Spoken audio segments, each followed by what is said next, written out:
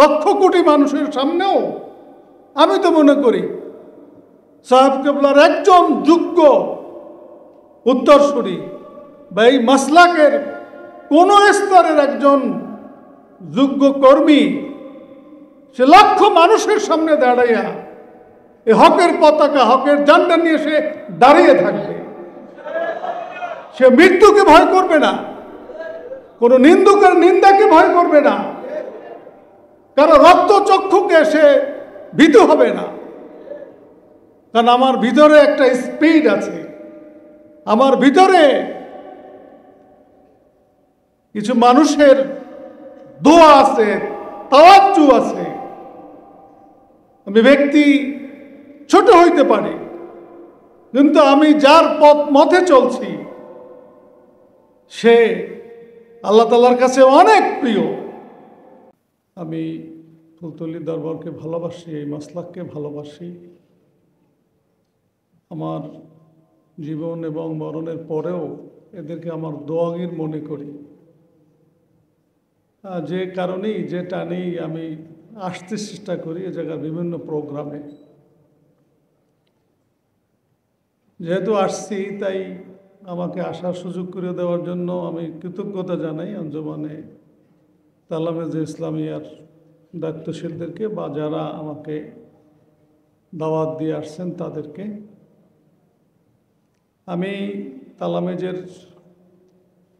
ভাইদেরকে বলতে চাই, আপনাদের খুব মনে রাখতে হবে যে তালামেজ ইসলামিয়া কে প্রতিষ্ঠা করেছেন। সবাই আমরা জানি যে ফুলতলি সাহেবুল্লাহ রহমতুল্লাহ আলাই একটা সংগঠন বা একটা প্রতিষ্ঠান প্রতিষ্ঠাতার ন্যায়, ইখলাস, তাকওয়া, তার ইলমের গভীরতা, দ্বীন ইসলাম বা জাতীয় জীবনে তার খিদমতের অবদান, এটা কিন্তু খুবই গুরুত্বপূর্ণ।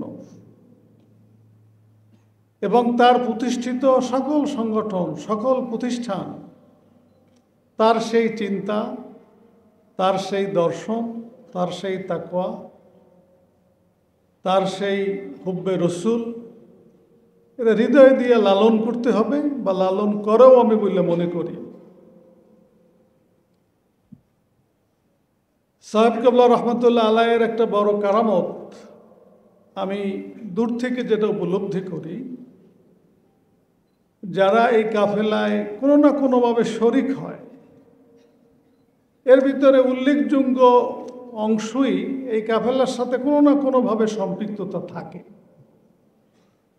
এটা অনেক সংগঠন বা অনেক মাসলাকের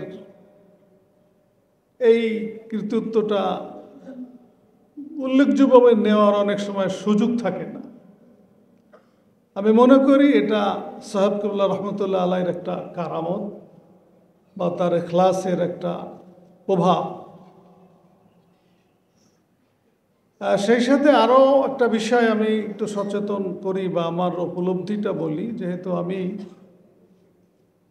এই মাসলাককে ভালোবাসি বা এই মাসলাকের উত্তরোত্তর সমৃদ্ধি কামনা করি। সাহেবুল্লাহ রহমতুল্লাহ আলাই আল্লাহ পাকের ইচ্ছায় জান্নাতে চলে গেছেন আমাদের থেকে, আল্লাহর ইচ্ছা। আল্লাহ তাকে জান্নাতের উচ্চ মাকাম আল্লাহ তাআলা দান করুক। কিন্তু তার রেখে যাওয়া যে উত্তরসূরি যারা, তার সন্তান বা তাদের সন্তানদের সন্তান যারা, এরাও একটা বিরাট অংশ বা খুব উল্লেখযোগ্য অংশ যারা আমার মূল্যায়নে বা আমার পর্যালোচনায় এরাও সাহেবুল্লাহ রহমতুল্লাহ আলাইয়ের পদাঙ্ক অনুসরণ করে চলছেন। তাদের তাকওয়া, তাদের যোগ্যতা, এটা আসলেই আমাদের জন্য একটা গর্বের বিষয়। এবং তাদের মধ্যে যে সুসম্পর্ক বা সম্মিলিত একটা প্রচেষ্টার যে অনুভূতি, এটা একটা এই বাংলাদেশের প্রেক্ষাপটের একটা অনন্য দৃষ্টান্ত মনে করি। সে কারণে আমার ক্ষুদ্র মানসিকতায় বা ক্ষুদ্র মনের যে আবেগ, যে এই তালামেজ ইসলামিয়া বলি বা সাহেবকুল্লাহ রহমতুল্লাহ যে খেদমতের যে বিভিন্ন পন্থা, এই পন্থাকে আমরা আরো বেগবান দেখতে চাই, আরো বিস্তৃতি দেখতে চাই। এইটা আমাদের মনের প্রত্যাশা, মনের কামনা, এবং মহান আল্লাহ তাআলার কাছে আমরা দোয়াও করি সবসময়।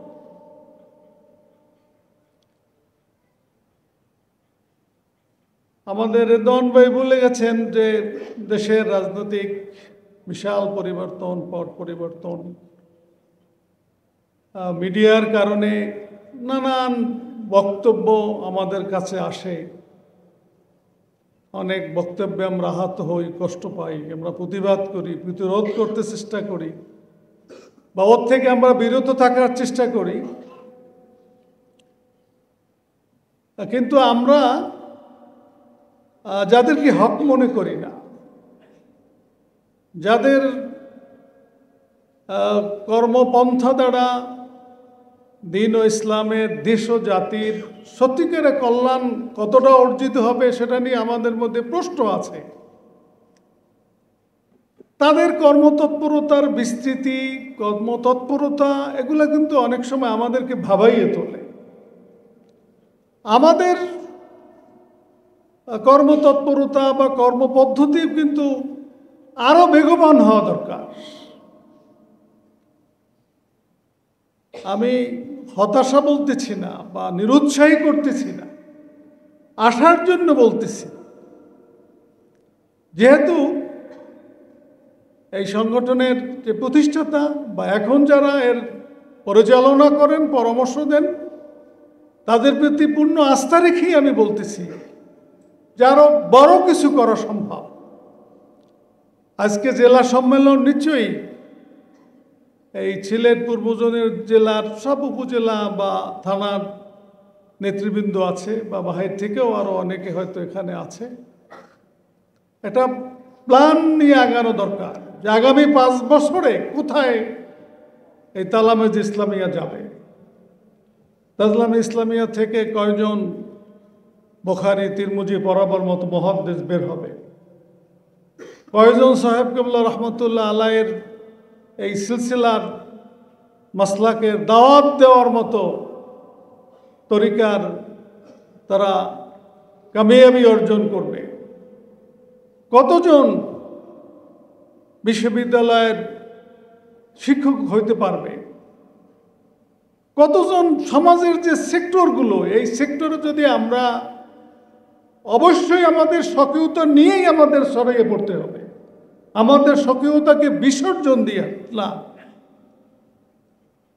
যদি সমাজের মানুষের বা দেশের সেবা করার যে ক্ষেত্রগুলো, এই ক্ষেত্রগুলোতে যদি আমাদের স্বকীয়তা নিয়ে, আমাদের যোগ্যতা দক্ষতা নিয়ে আমরা যদি ভূমিকা রাখতে পারি, সেটা আরো ব্যাপক খেদমত হবে এবং এটা সময়ের দাবি, সময়ের চাহিদা।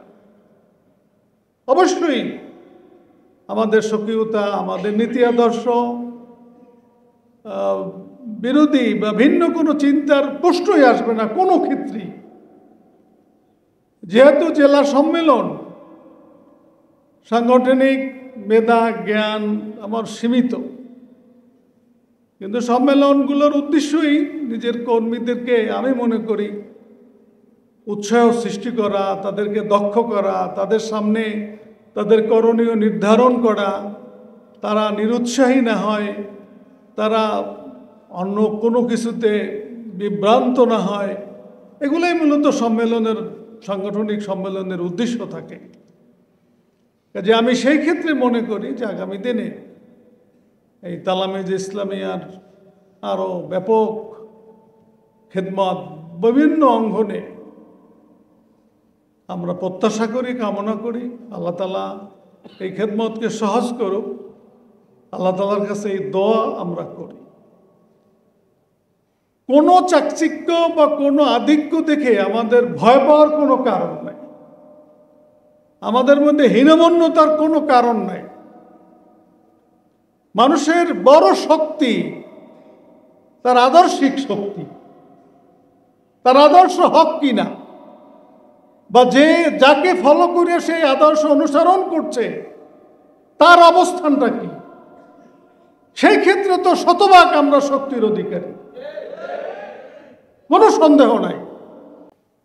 লক্ষ কোটি মানুষের সামনেও আমি তো মনে করি সাহেব কেবলার একজন যোগ্য উত্তরসূরি বা এই মাসলাকের কোন স্তরের একজন যোগ্য কর্মী সে লক্ষ মানুষের সামনে দাঁড়াইয়া এই হকের পতাকা, হকের ঝান্ডা নিয়ে সে দাঁড়িয়ে থাকবে। সে মৃত্যুকে ভয় করবে না, কোন নিন্দুকের নিন্দাকে ভয় করবে না, কারো রক্তচক্ষুকে সে ভীতু হবে না। কারণ আমার ভিতরে একটা স্পিড আছে, আমার ভিতরে কিছু মানুষের দোয়া আছে, তাওয়াজ্জু আছে।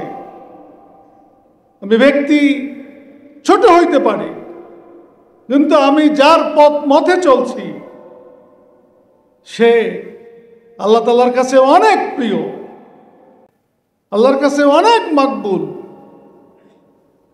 কাজে কোনোভাবেই বর্তমান সময়ে আমার মতো যাদের এলেম বা আমল বা আখলাকে যাদের দুর্বলতা বা সীমাবদ্ধতা, তারা কিন্তু হীনমন্যতায় আমরা ভুগি। তালামিজের ছাত্র ভাইরা হয়তো না ভুগতে পারেন, কিন্তু ছাত্র তো আমাদেরও আছে, অন্য সংগঠনেরও আছে। অনেকের মধ্যেই কিন্তু একটা যেন কেমন, এখন সত্য কথা জোরে বলার মতো অনেকে সাহস রাখে না, মুখ লুকাইতে চায়, একটু আপোষ করে চলতে চায়। হ্যাঁ, ঝগড়া কলহ দ্বন্দ্ব এটা আমাদের আখলাক পরিপন্থী, আমরা পছন্দ করি না। কিন্তু আমাদের স্বকীয়তা নিয়ে আমরা থাকতে চাই, আমাদের নীতি আদর্শের দাওয়াত মানুষকে দিতে চাই। আমাদের নীতি আদর্শ বিরোধী কেউ কিছু বললে তার প্রতিরোধ করতে চাই। এটা আমার ইমানি দায়িত্ব। এই ব্যাপারে আমাদের কোনো হীনমন্যতার কোনো কারণ নেই। যাই হোক, আমি আগেও বলছি যেখানে অনেক গুণীজন বসা, এই জন্য তালামিজের ভাইদেরকে আমি অনুরোধ করব, দক্ষতার বিকল্প নাই, যোগ্যতার বিকল্প নাই। স্লোগান আমাদেরকে উৎসাহিত করে, শক্তি যোগায়, যোগ্যতা না থাকলে কিন্তু টিকে থাকা যায় না। এটা কিন্তু বাস্তবতা। এই জন্য একটা প্ল্যান, যে কোন জেলায় কারা আছে, সবার দ্বারা সব কাজ হইবে না। সবাই আজকের প্রধান অতিথির মতো ঢাকা বিশ্ববিদ্যালয়ের শিক্ষক হইতে পারবে না। তো যারা পারবে তাদেরকে তো আমরা উৎসাহিত করব। সবাই নাজমুল খান সাহেবের মতো মুহাদ্দিস হইতে পারবে না, যারা পারবে তাদেরকে তো আমরা মুহাদ্দিস বানাবার চেষ্টা করব। সবাই হয়তো বিসিএস শিক্ষা প্রশাসন ক্যাডারের স্থান দখল করতে পারবে না, কিন্তু কারা পারবে তাকে খুঁজে খুঁজে এখনই আমাদেরকে তাদেরকে উৎসাহিত করতে হবে, সহযোগিতা করতে হবে। সব জায়গা বাতিল দখল করবে আর আমরা স্লোগান দেব আর ঐতিহ্য নিয়ে খুব আনন্দে উৎফুল্ল হব, এতে আদর্শ টিকেই রাখা অনেক কষ্ট হবে। এটাই বাস্তব, এটাই সত্য। এ বিষয়টা আমাদের মনে রাখতে হবে। আল্লাহ তাআলা আমাদেরকে সঠিক বুঝদান করুক, আমাদের আগামী দিনের পথ চলাকে আল্লাহ তাআলা সহজ করুক। সাহেবুল্লাহ রহমতুল্লাহ আলাইহির রুহানি দোয়া আমাদের জন্য আল্লাহ তাআলা মঞ্জুর করুক। আসসালামু আলাইকুম ওয়া রাহমাতুল্লাহ।